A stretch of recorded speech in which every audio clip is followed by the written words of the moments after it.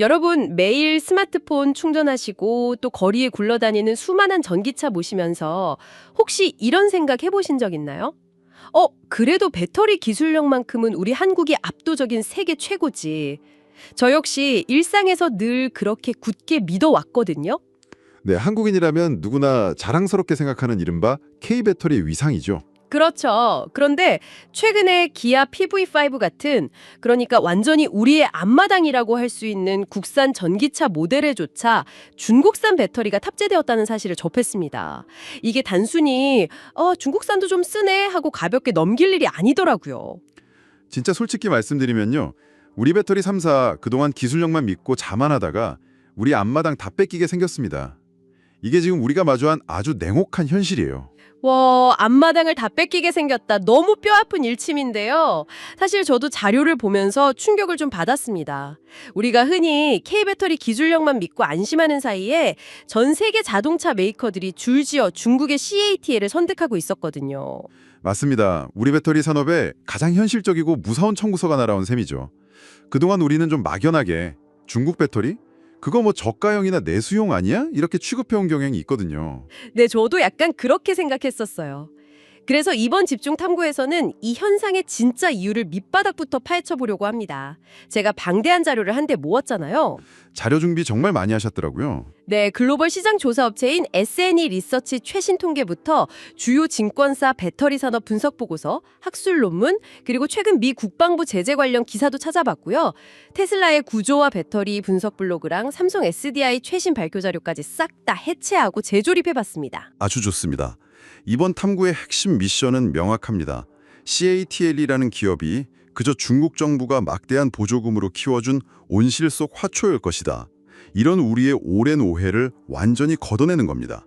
맞아요. 그들이 대체 어떻게 전 세계 시장을 장악했는지, 그 소름 돋는 제조 경쟁력의 실체를 아주 팩트 위주로 해부해 볼 거고요. 또 남은 변수인 미국 제재나 전고체 배터리 같은 것들이 판을 뒤집을 수 있을지 객관적으로 짚어보겠습니다. 네, 본격적으로 들어가 보죠. 사실 저부터도 편견이 있었거든요. 중국 기업이니까 당연히 정부가 뒤에서 팍팍 밀어줘서 컸겠지 이런 생각이요. 그런데 창업자인 쩡웨친 매장의 초기 스토리를 보니까 와, 이 사람 완전히 집념에 미친 승부사더라고요. 그게 핵심입니다. 정부 지원을 논하기 전에 이 기업의 DNA를 봐야 해요. 1999년으로 거슬러 올라가면 정의친 회장이 CATL의 전신은 ATL이라는 회사를 창업하는데요. 이때 정말 파격적인, 아니 거의 미친 결정을 냅니다. 미친 결정이요? 어떤 건가요? 미국 벨 연구소가 가지고 있던 리튬 폴리머 배터리 특허를 사들이는데 여기에 회사 전체 자본금의 40%인 100만 달러를 그냥 쏟아붓습니다. 잠깐만요. 40%요? 이제 막 시작하는 스타트업이 종이로 된 특허권 하나에 자기 전 재산의 절반 가까이를 태웠다고요? 이건 혁신이 아니라 회사를 건 도박 아닌가요? 도박 맞주러. 그런데 더 심각한 건 그 특허 기술에 아주 치명적인 결함이 숨어 있었다는 겁니다. 충전하고 방전을 몇 번 반복하면 배터리 내부에 가스가 차면서 빵빵하게 부풀어 오르는 스웰링 현상이 있었어요. 아, 그 예전에 구형 스마트폰 쓰다 보면 배터리가 막 뚱뚱해져서 케이스 벌어지고 그러던 거요. 맞습니다. 바로 그 무서운 현상이죠. 정의친이 이 특허를 사기 전에 이미 글로벌 기업 20여 곳이 그 특허를 똑같이 사갔다가 모조리 상용화에 실패하고 쓰레기통에 처박아둔 상태였어요. 아니, 남들이 다 실패해서 버린 걸 알고도 샀다는 거예요? 결함을 인지했는데 자기가 고칠 수 있다고 믿은 거죠. 여기서 정의침의 무서운 집념이 나옵니다. 이 배터리 폭발, 가스 문제를 잡으려고 2주 동안 밤낮을 새워가면서 전해액 배합 비율을 바꾸고 테스트를 합니다. 와, 2주 밤낮을 꼬박이요? 네, 셀 수 없는 화학적 실험을 미친 듯이 반복한 끝에 기어코 정확한 전해액 배합 공식을 찾아내서 배터리 팽창 문제를 완벽하게 억제해냅니다. 이 팩트 하나만 봐도 대단한 기업가죠. 그러니까 남들이 포기한 결함 있는 설계도를 주워와서 기어코 자기 손으로 고쳐 쓰고 시장을 선점한 거네요. 그렇죠. 이 성공 덕분에 나중에 애플 아이팟이나 휴대폰 배터리 납품까지 따내게 된 거고요. 그런데요, 모바일 기기에 들어가는 작은 배터리 잘 만든다고 해서 사람 목숨이 달린 거대한 전기차용 전기 배터리까지 갑자기 잘 만들 수는 없는 거잖아요. 요구되는 안전성 자체가 아예 다른 차원일 텐데? 아주 예리한 지적이십니다.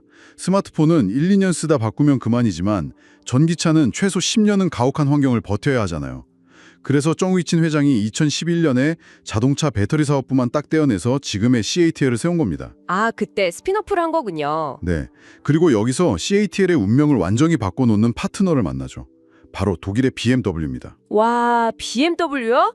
독일 완성차 업체면 전 세계에서 품질 기준 제일 깐깐하기로 소문난 곳이잖아요. 맞아요.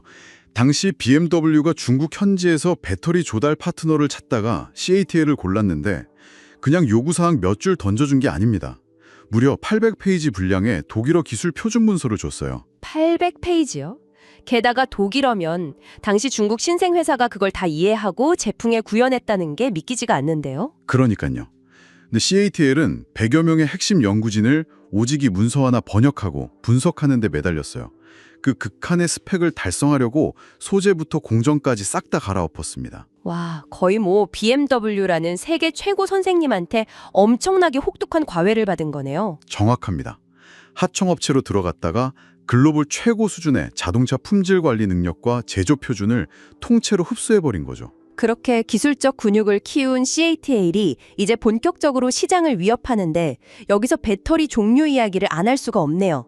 시청자 여러분도 기사에서 NCM이니 LFP니 하는 용어 많이 보셨을 텐데요. 네, 그 부분이 정말 중요하죠. 사실 우리 한국 기업들은 약간 우리가 만드는 NCM 배터리가 진짜 고급이고 중국산 LFP는 좀 무겁고 성능 떨어지는 싸구려다 이렇게 얕보는 시각이 팽배했었잖아요. 그랬죠.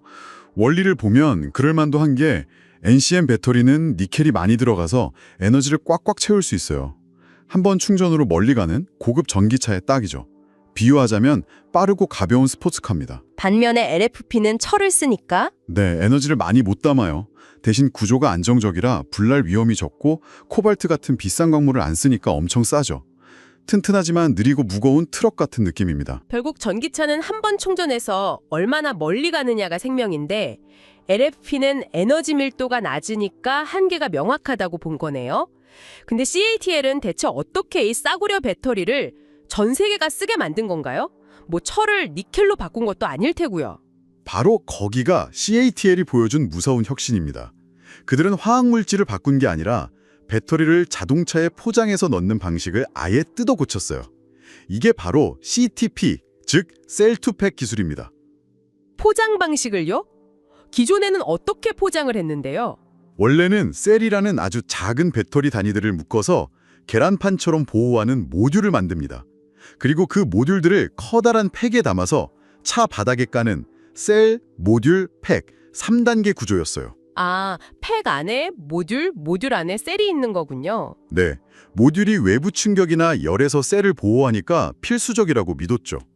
그런데 CATL은 이 중간 껍데기인 모듈을 그냥 통째로 없애버린 겁니다. 네? 모듈을 없애요? 그러면 배터리들이 지들끼리 부딪히거나 열받아서 위험해지는 거 아니에요? 그래서 고도의 엔지니어링이 들어간 거죠. 모듈 대신에 열 전도율이 엄청나게 높은 특수 접착제를 개발해서 배터리 셀들을 팩 안에 직접 시멘트 바르듯이 꽉꽉 붙여버렸습니다. 아, 그러니까 보호용 상자를 겹겹이 싸는 대신에 그냥 크고 튼튼한 외곽 박스 하나에 내용물을 테트리스 하듯이 빈틈없이 꽉꽉 구겨 넣은 거네요. 테트리스, 아주 정확한 비유입니다.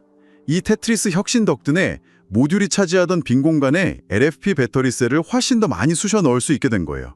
부품 수는 40%나 줄었고요. 와, 부품이 줄면 원가도 낮아지고 공간도 넓어지겠네요. 그렇죠.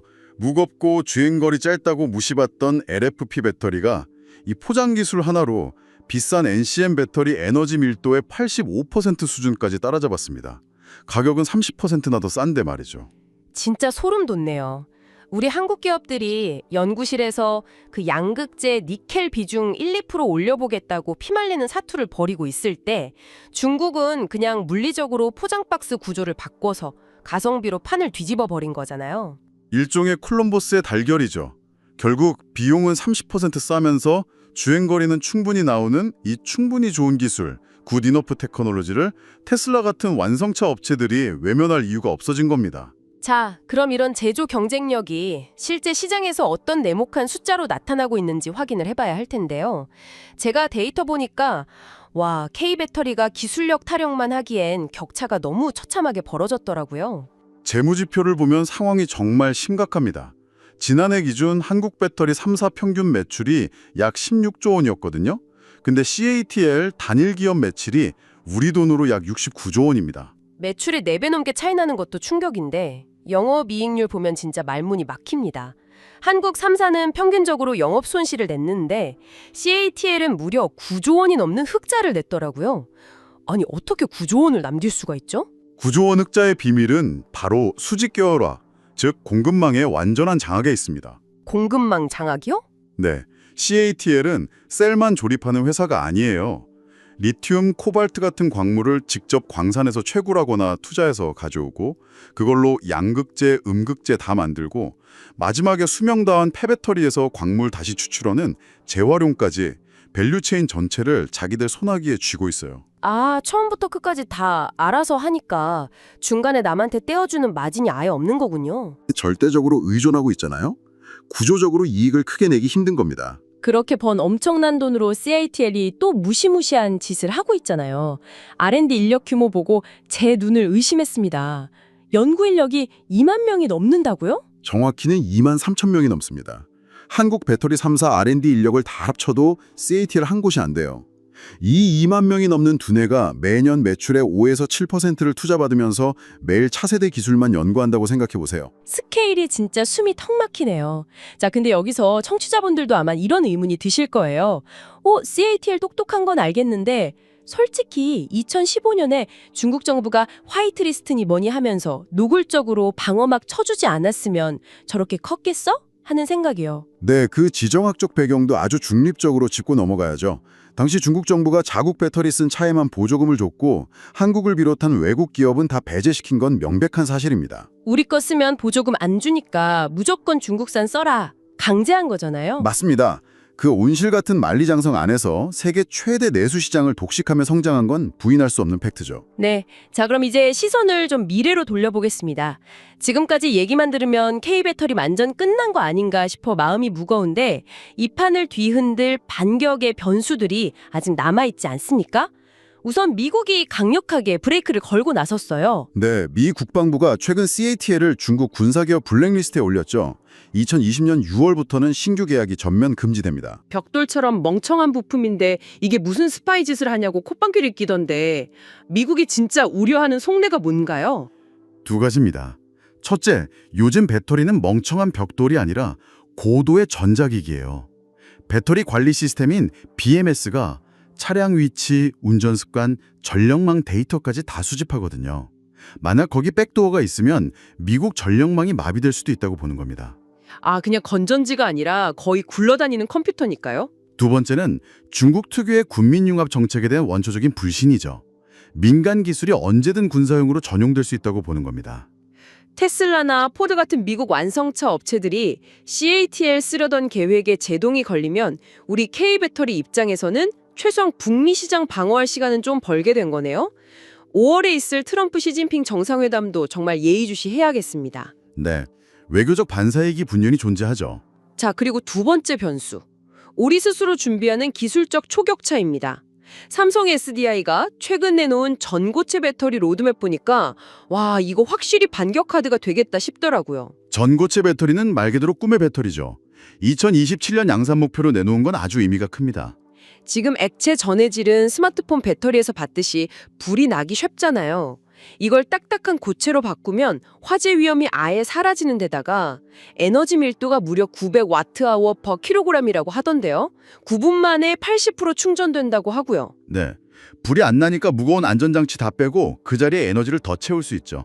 기술적으로 완벽한 게임 체인저는 맞습니다. 하지만 여기서 냉정하게 브레이크를 한번 걸어야 합니다. 어떤 현실적인 문제가 있나요? 우리가 전고체 개발하는 동안 중국은 가만히 있을까요? 절대 아닙니다. 중국 정부가 작년에 CASIP라는 전고체 배터리 산학연 연합체를 출범시켰는데 여기에 투입한 돈이 무려 1조 2천억 원입니다. 1조 2천억이요. 우리 정부 R&D 예산은 얼마나 되는데요? 우리 정부가 향후 5년간 배정한 예산이 고작 11억 원 수준입니다. 스케일 자체가 아예 비교가 안 돼요. 와, 1조 2천억 대 117억. 체급 차이가 너무 절망적인데요. 더 무서운 건 CATL은 미래 기술뿐만 아니라 현재 지배력도 계속 키우고 있다는 겁니다. 기존 CTP를 업그레이드한 3세대 기린 배터리를 내놓고 최근에는 스케이트보드 쉐시 플랫폼까지 발표했어요. 네, 스케이트보드 셰시요.